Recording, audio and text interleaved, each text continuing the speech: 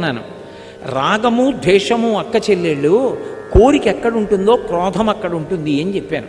నాకు కోరిక ఉందనుకోండి, ఆ కోరిక తీరలేదనుకోండి, వెంటనే నేనేం చేస్తాను?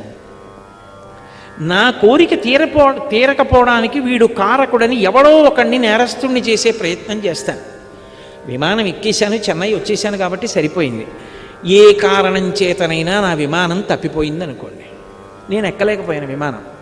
అప్పుడు వెంటనే నేను ఇంకొక గంట ముందు బయలుదేరి ఉంటే, ఉత్తినే అక్కడ కూర్చుని కబుర్లు చెప్పకుండా వేళ పట్టున బయలుదేరి ఉంటే బాగుండుండేది అంటానా? అన్నాం. ఆ కారు బాగుండనప్పుడు వాడు ఎందుకు ఎక్కించుకోవడం నన్ను? అంటే తీసుకొచ్చిన వాడిను నేను వెడతాను ముర్రో అంటే కూర్చోండి కూర్చోండి కూర్చోండి అని కూర్చోబెట్టేసింది, వదిలేస్తే పోయేది.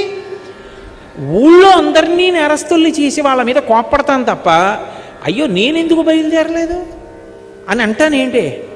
ఒక్కనాటికి అనను. ఎక్కడ కామం ఉంటుందో అది తీరనప్పుడు క్రోధం ఉంటుంది. క్రోధం ఎక్కడుందో మళ్ళీ అంతే, ఎవణ్ణి పట్టుకుందాం, ఎవణ్ణి దానికి బాధ్యుణ్ణి చేసేద్దామని చూస్తుంటుంది.